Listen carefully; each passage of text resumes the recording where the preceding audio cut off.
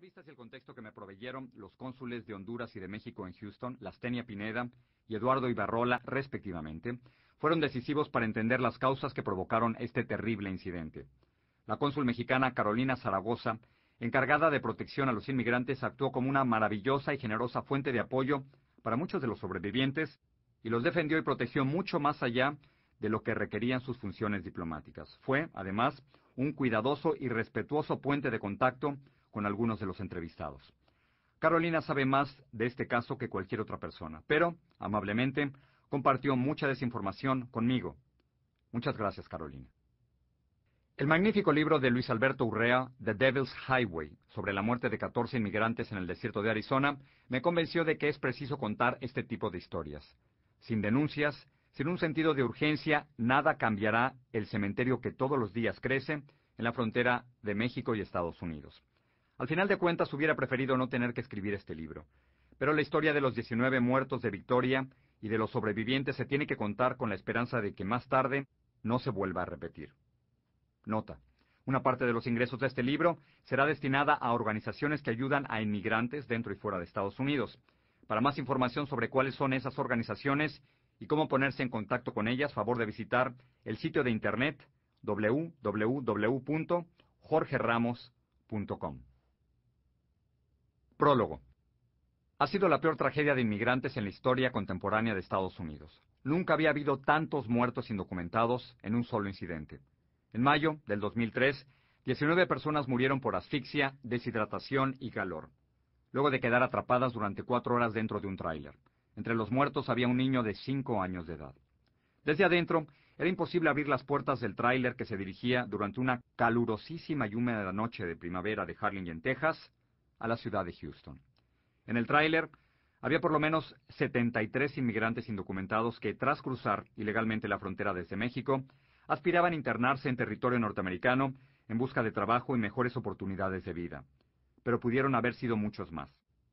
48 venían de México, 15 de Honduras, 8 de El Salvador, 1 de Nicaragua y otro de República Dominicana. No todos pagaron lo mismo a los coyotes, los traficantes de indocumentados, para cruzar la frontera y ser trasladados a Houston. Los mexicanos pagaban menos, la geografía los acercaba. Los centroamericanos, en cambio, tenían que desembolsar pequeñas fortunas para cruzar México de manera segura y luego llegar hasta Estados Unidos. Ya no importa cuánto pagaron, fue el peor viaje de sus vidas. Las primeras imágenes de lo ocurrido las vi por televisión. Eran imágenes desde el helicóptero de un noticiero local que rodeaba una y otra vez la caja de un tráiler sobre una carretera al sur de Texas. Los datos al principio no eran muy claros. Había varios muertos, pero no se sabía exactamente cuántos eran. ¿Cómo murieron? Escuché muchas versiones distintas. Pura especulación. Al principio me llamaron mucho la atención los videos de los pies de 2 inmigrantes muertos. Unos sobresalían, desnudos, de la caja del tráiler. Otros, todavía con calcetines blancos, rebasaban el camastro de la ambulancia y la blanca sábana que cubría el resto del cuerpo. Y luego oí un reporte que me dejó frío. Hallaron a un niño abrazado a su padre. Los 2 estaban muertos. Muchos de los familiares de las víctimas también se enteraron de lo ocurrido a través de la televisión en Estados Unidos, México y Centroamérica. Esa debe ser la forma más cruel de conocer la muerte de un ser querido, por televisión. Cuando llegué al lugar donde se descubrió la tragedia en Victoria, Texas, el tráiler ya no estaba. Tampoco había ambulancias o autos de la policía. Solo encontré 2 alambres de púas de una cerca decorados con flores, un escapulario y varios ositos de peluche, uno rosa, uno beige, otro blanco, en memoria de Marco Antonio, el niño que murió.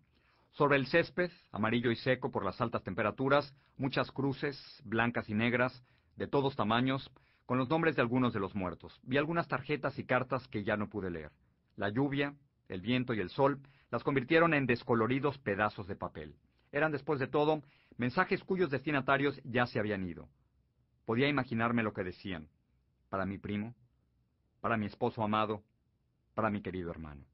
Solo murieron hombres, todas las mujeres sobrevivieron.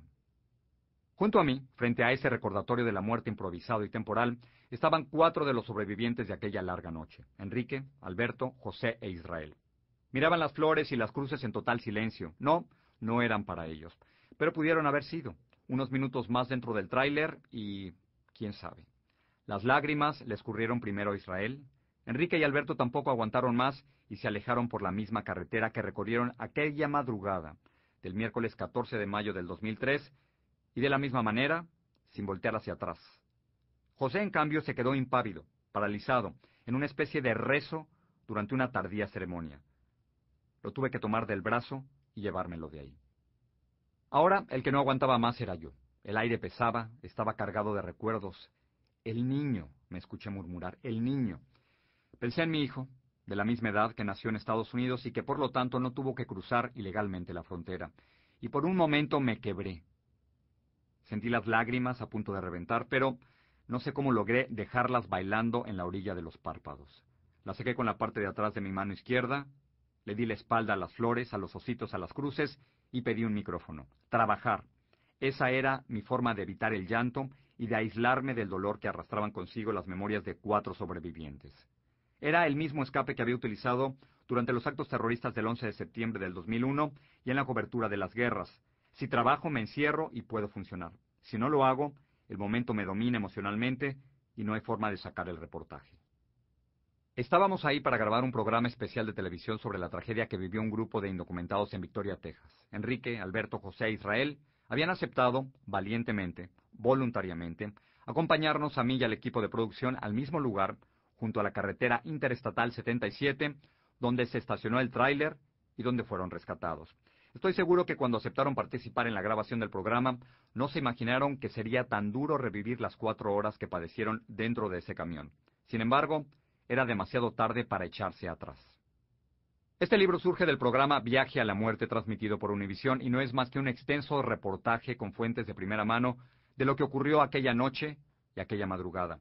No pretende ser un documento exhaustivo con todos y cada uno de los detalles del caso. Para eso están los archivos de la Corte, los reportes oficiales y las investigaciones policiales. Solo espero poder contar la historia desde el punto de vista de los que la vivieron. Nada más. Estos son sus testimonios. Cada uno de los diálogos y expresiones que incluyo aquí están basados en lo que ocurrió, en lo que me contó alguno de los sobrevivientes o lo que tomé con atribución de los documentos oficiales del caso y de los reportes de prensa. Nada se ha inventado. Esto no es ficción, es periodismo, no literatura. Los hechos que aquí aparecen no se han modificado por cuestiones literarias o para causar un mayor impacto. La muerte de 19 seres humanos es suficientemente impactante. En algunas ocasiones, es cierto, la versión que narro no coincide plenamente con las evidencias o testimonios dados a las autoridades y presentados en la corte. Pero así es como los sobrevivientes lo recuerdan y como me lo contaron.